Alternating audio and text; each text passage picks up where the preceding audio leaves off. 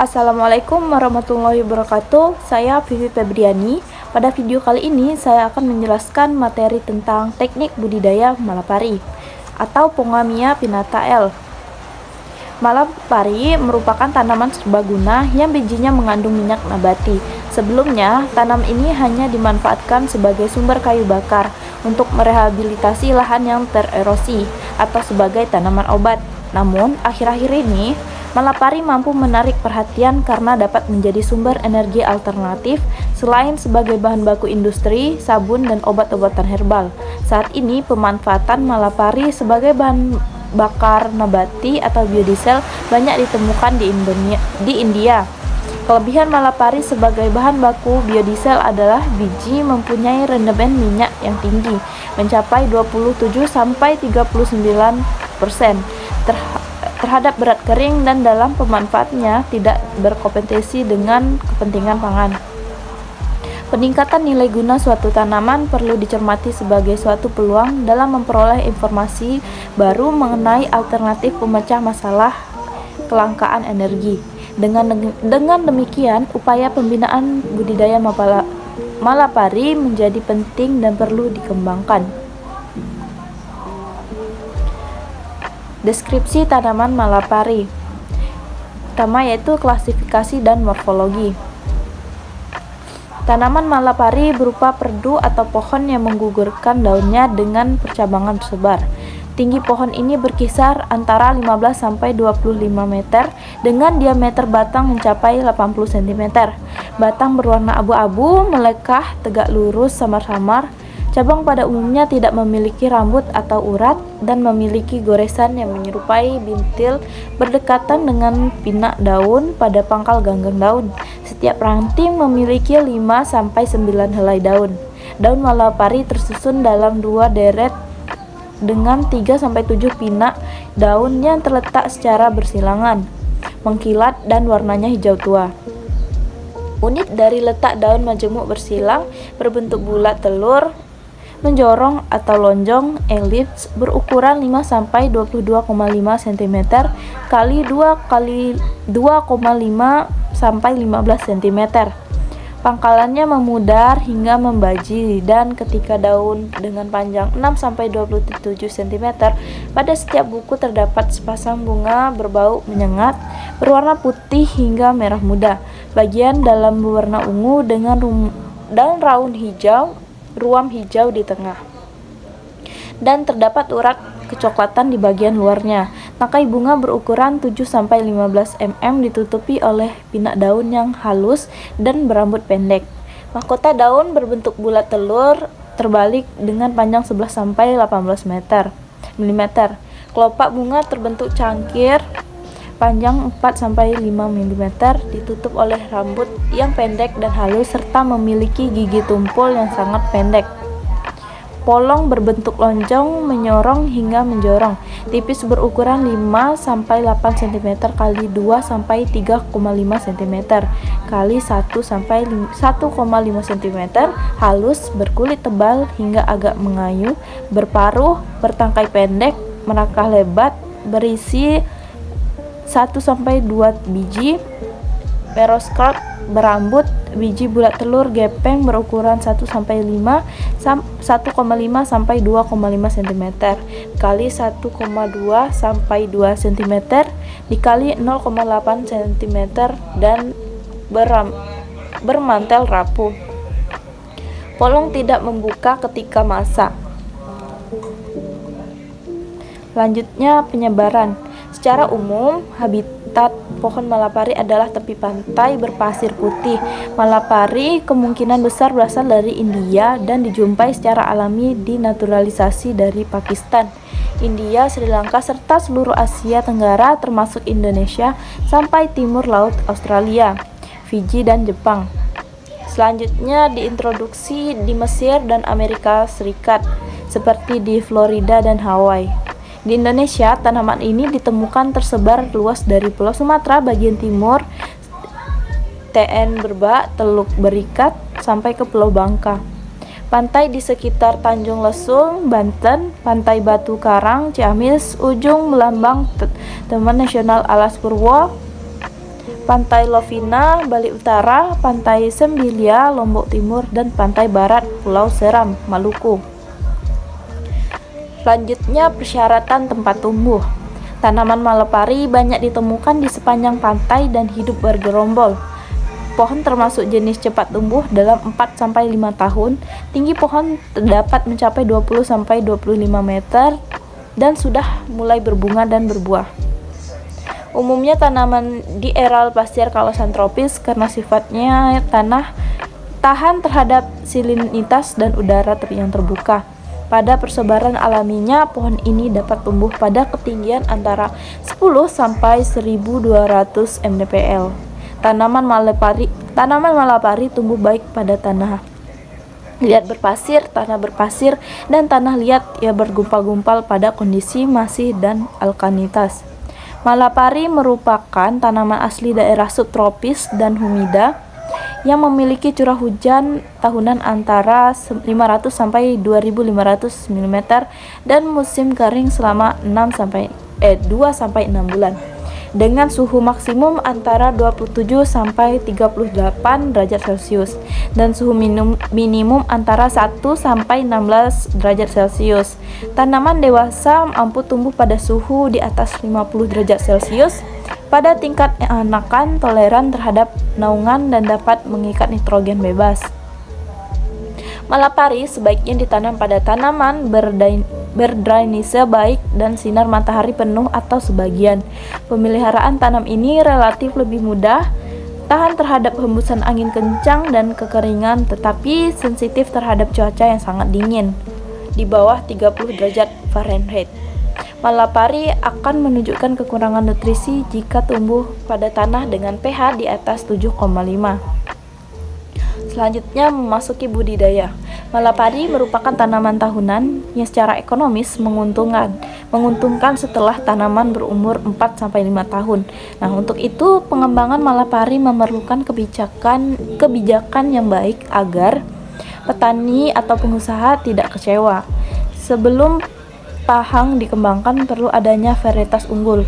Untuk itu, sebelum tanaman menghasilkan, dianjurkan untuk ditumpang sarikan dengan tanaman palawija yang sesuai dengan untuk daerah tersebut. Selanjutnya, persiapan lahan. Kegiatan persiapan lahan meliputi pembukaan lahan, pengajiran, dan pembuatan lubang tanam. Lahan yang akan ditanami dibersihkan dari semak belukar terutama di sekitar calon tempat tanam. Pengajiran dilakukan dengan mencampakkan ajir, bisa dari bambu atau batang kayu, dengan jarak tanam disesuaikan dengan rencana populasi tanaman yang dikehendaki. Nah, untuk pembibitan, perbanyakan tanaman malapari dapat melalui biji, di mana biji dipilih dari buah yang benar-benar masak dari pohon dan memiliki daya kecambah terbaik dibandingkan buah setengah masak. Setelah daging buah dikelupas, biji atau benih harus langsung ditabur langsung ke dalam polybag atau disemai dalam bak kecambah. Hal ini untuk mengurangi kemungkinan benih turun daya berkecambahnya.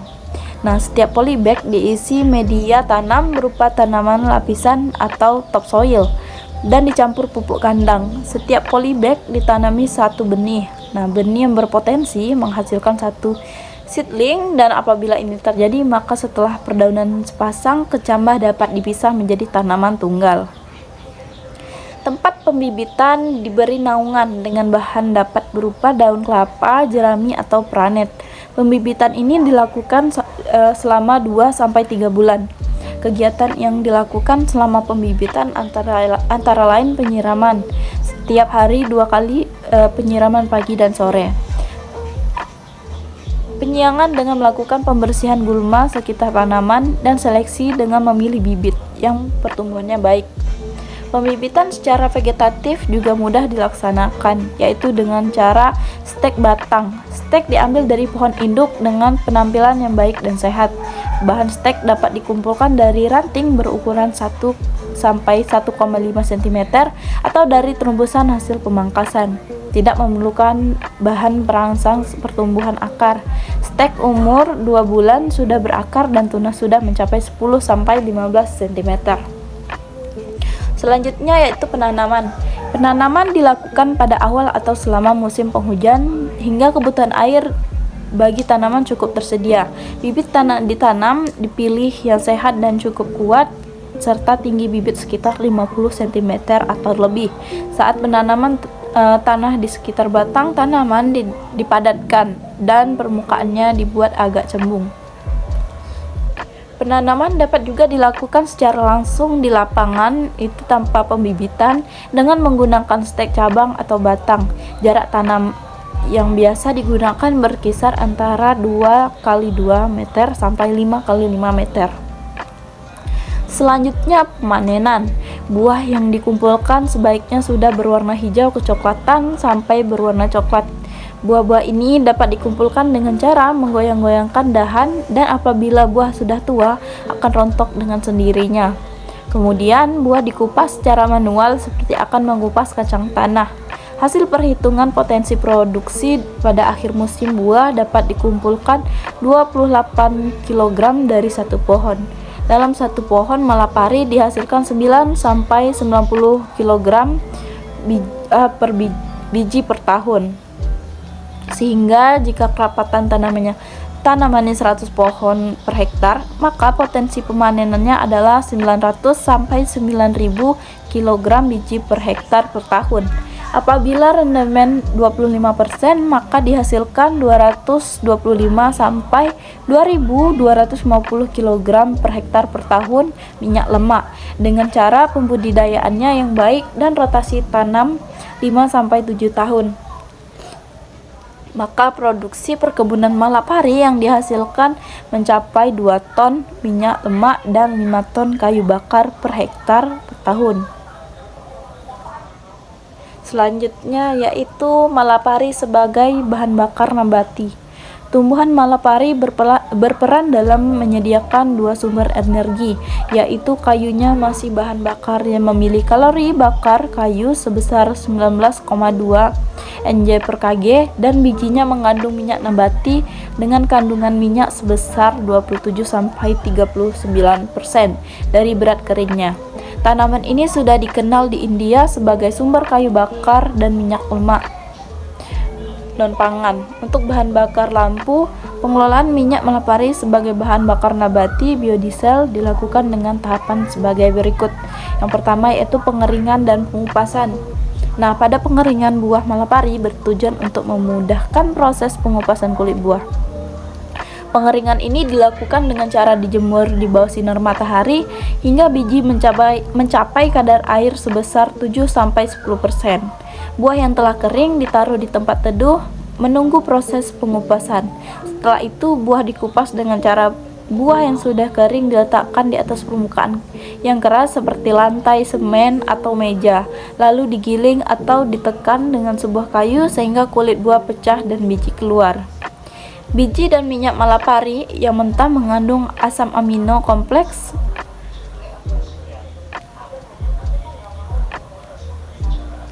selanjutnya yaitu proses ekstraksi biji menjadi minyak Malapari. Sama halnya dengan minyak biji jarak agar, minyak Malapari alami dibuat dari daging buah yaitu kernel.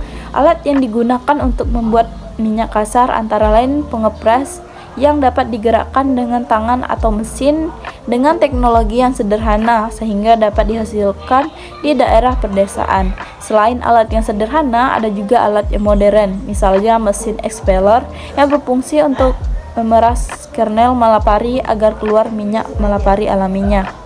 Kemudian minyak tersebut dialirkan ke tangki atau deguming untuk menghilangkan getah dari biji.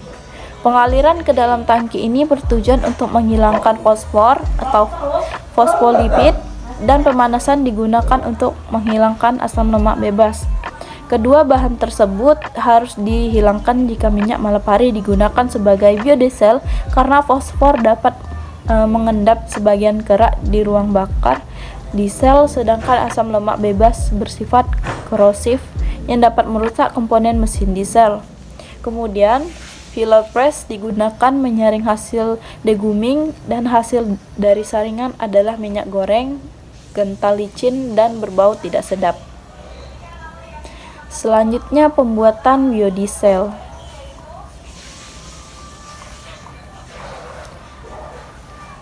Transetrifikasi merupakan proses pembuatan biodiesel yang dilakukan dengan mencampurkan lemak atau minyak lemak yang diperoleh dengan metanol, bisa diperoleh dari gas bumi atau biomasa, atau etanol dalam keadaan katalis, yaitu diberi KOH dan dipanaskan pada suhu 25 sampai 80 derajat Celcius. Dari proses ini akan diperoleh hasil berupa ester, metil atau etil, asam-asam lemak, biodiesel, dan gliserin. Gliserin merupakan produk sampingan yang dapat digunakan pada industri farmasi, sabun, dan kosmetik. Ada kemungkinan bahwa gliserin ini dapat dikonversi menjadi etanol. Tujuan dari proses transestrifikasi adalah untuk menurunkan viskositas atau kekentalan minyak nabati sehingga akan menyamai petrodiesel solar atau ADO sehingga mencapai nilai 4,84 CST. Selanjutnya yaitu kegunaan malapari lainnya. Banyak sekali manfaat dari tanaman malapari. Kayunya berbagai bahan timber untuk lemari, kertas kereta roda, dan kertas. Daun, bunga, dan bijinya dimanfaatkan sebagai pupuk hijau dan juga sebagai pakan ternak. Bunganya merupakan sumber serbuk sari dari nektar yang baik untuk madu hitam atau coklat. Ekstrak daun, pegagan, dan biji merupakan antiseptik melawan penyakit kulit dan rematik. Biji yang telah dimemarkan, dan dipanggang digunakan sebagai racun ikan. Di pedalaman, daun-daun kering disimpan pada lumbung padi atau biji-bijian untuk mengusir serangga. Malapari juga dimanfaatkan oleh serangga dan kayu cendana yang hemiparasit Santalum album L sebagai tumbuhan inangnya. Tanaman ini juga dapat dimanfaatkan untuk reforestasi tanah yang kurang subur karena sistem perakarannya yang dapat menahan retasi. Minyak yang dihasilkan dapat digunakan sebagai pelumas seperti yang telah dimanfaatkan dalam industri penyamakan kulit tradisional di India, serta dalam pembuatan sabun, pernis, dan cat. Nah, untuk kesimpulannya, berarti tumbuhan malapari atau Pogamia pinnata L. Pierre adalah pohon atau tumbuhan potensial untuk dibudidayakan dan di perkebunan terpadu yang menghasilkan listrik, biodiesel, dan bahan-bahan kimia untuk obat bioinsektisida. Nah, itu tadi penjelasan dari saya. Apabila ada salah, saya mohon maaf. Semoga video ini dapat bermanfaat bagi kita semua. Terima kasih.